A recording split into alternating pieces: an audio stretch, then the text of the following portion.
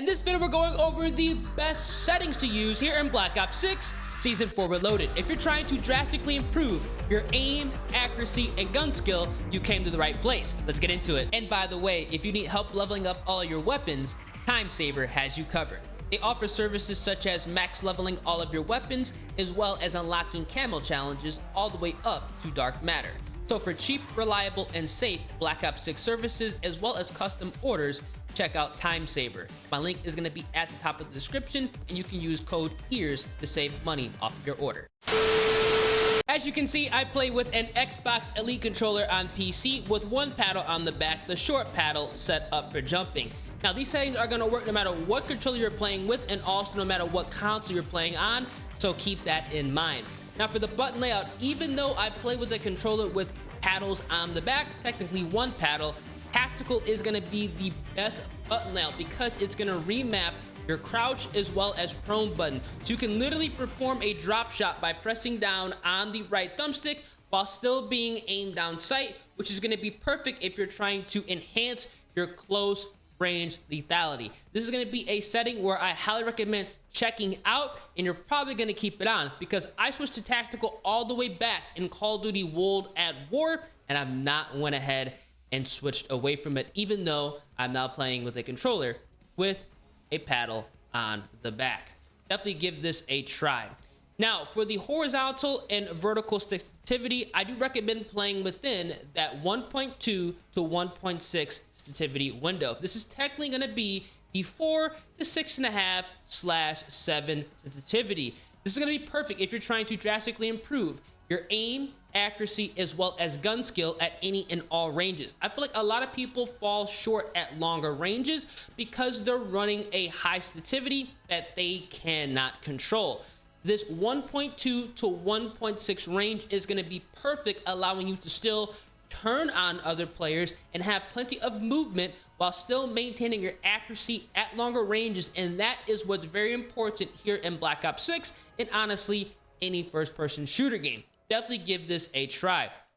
Everything else here is going to be the same, except I do have my controller vibration turned off. The reason I go ahead and turn off my vibration is I do not want to have any unnecessary play in my controller that could potentially throw off my aim and accuracy at longer ranges. This is a setting you're either going to shut off and never turn it back on, or turn it off and maybe you like the vibration. I turned off vibration all the way back in Call of Duty 4, and I've had no reason to go ahead and turn it back on.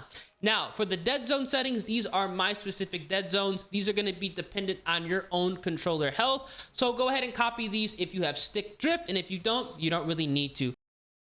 Now, under the aimings tab, there are some very important settings you must change to drastically improve your aim, accuracy, as well as gun skill. Now, for your sensitivity multiplier, I highly recommend going ahead and reducing your ADS sensitivity multiplier from 1.0, which is default, to 0.7. This is going to allow you to have less stick play in your controller so you can outgun players at longer ranges a lot easier. This is a setting you're going to change and see an immediate improvement, so make sure you guys adjust this right now within the Season 4 Reloaded update. Now, what you also want to do is go to your aiming advanced settings because there are some settings that need to be adjusted here as well. Under look inversion, you want to expand this and you want to make sure that your ADS sensitivity transition timing is set to instant. If this is not instant, there is going to be a delay when you are trying to go ahead and transition from standing to ADS. You want to make sure you have this at instant, otherwise you're going to be losing a lot of gunfights at those close, medium, as well as longer ranges. Definitely go ahead and make this change. Another setting you're going to switch and see an immediate improvement. Now, aim assist response curve type is going to be set to standard. The reason I go ahead and keep this on standard is because I feel like that's going to be the easiest to get used to the aim assist here in Black Ops 6, and honestly any Call of Duty. At any given time, they've done it before, they can't go ahead and alter and change how the aim assist works. And if you're on standard, there is going to be a better chance that you're not going to have to relearn how to use and quote-unquote abuse the aim assist here in Black Ops 6 and other Call of Duty titles. They did it in Modern Warfare 3, they did it in Black Ops 6 before it even released after the beta.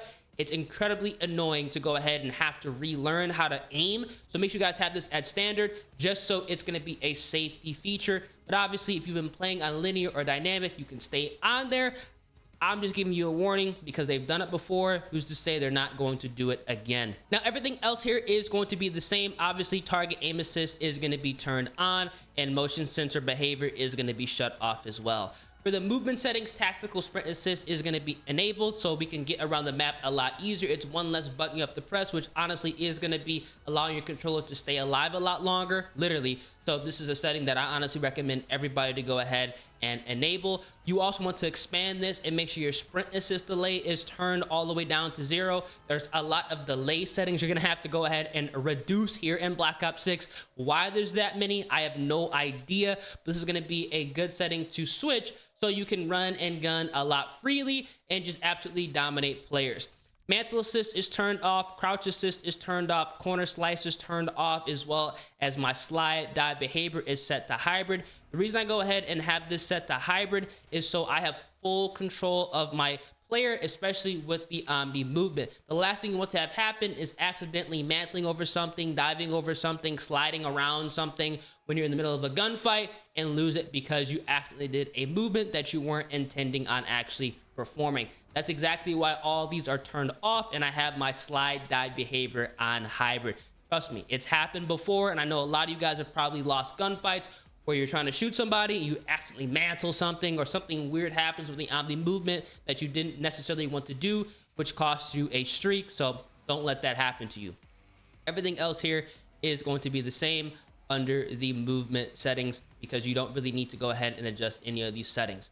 For the combat settings, everything else here is going to be the same. The only thing I have went ahead and adjusted is I have my C4 detonation set to 1 by 1. This is so you don't have to actually throw both of them down at the same time to go ahead and detonate them. So if you want to run C4s, this is a setting that I recommend going ahead and switching. And again, everything else here is going to be the same.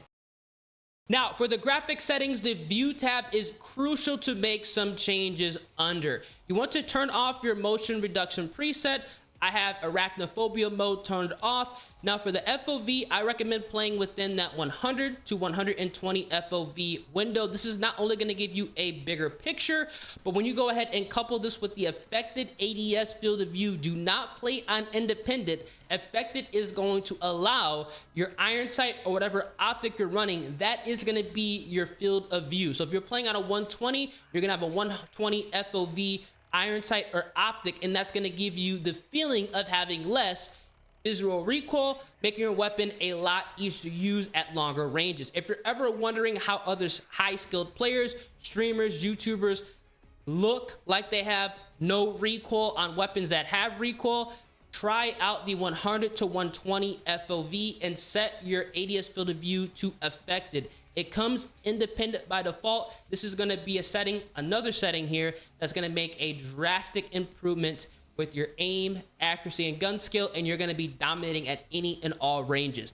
Definitely give this a go. Now, weapon field of view, I have this on default. You don't have to go ahead and adjust this, but you absolutely must turn off your world motion blur as well as your weapon motion blur. This is going to give you a really annoying and disgusting film over your game, and if people are in dark corners, fortunately that happens a lot here in Black Ops 6 and honestly every single Call of Duty, it is going to be hard to see them. So make sure you guys have this turned off. Both of these settings are enabled by default for whatever reason. Now, you also want to go ahead and turn down your first person camera movement to 50%. The reason you want to go ahead and do this and not have it at 100 is because let's say some explosions are going off around you, your screen is not going to be shaking nearly as much. If you're playing on maps like Babylon, Subsonic, or Nuketown, explosions are going off constantly. You definitely want to go ahead and reduce this. You're going to see a huge improvement with your gameplay because it's not going to be as extreme when explosions are going off. Everything else here is going to be the same, except that I have inverted flashbang turned on. This is going to be a personal preference. I personally like this because when flashbangs go off in the vicinity, it's not going to be as annoying on screen. So I'd recommend going ahead and at least trying this out as well. Now, for the audio settings, they don't call me ears for nothing. You do want to go ahead and make some changes to enhance your gameplay. For the master game volume, I have this set to 100. Now, the gameplay music volume, I actually have this reduced to 30. You can tell in this video, it sounds good, but the music is very overbearing and it makes it difficult to actually hear footsteps and gunfire going on. Now, what you also want to do is have your audio mix set to headphones bass boost. This is going to be bumping up additional footsteps and gunfire, so you can actually pinpoint where people are at on the map without the use of a UAV. If you have a headset that you've bought within the last 7 years, I have Astro A40 TRs that I bought back in Call of Duty Infinite Warfare, literally that long ago. You are going to be good to go, and you're going to be seeing a tremendous improvement with audio playing with headphones bass boost. Everything else here is going to be the same. And for the voice chat, I actually go ahead and have my microphone actually set to push to talk. Obviously, making videos, it would be ridiculous if I had it enabled 24/7 just to annoy the lobby. That's exactly why I have my audio settings the way they are right now. And finally, for the interface settings, the only thing I go ahead and adjust is I go over to the gameplay HUD and I make sure the minimap shape is set to square. Not only are you going to be getting a bigger picture, but it's also going to be easier to read and interpret the minimap. So definitely go ahead and make this adjustment. If you need a video where I go over how to actually read and interpret the minimap to judge traffic flow and also predict spawns, let me know down in the comment section. That might be able to happen here in Season 4 Reloaded. Everything else here is going to be the same.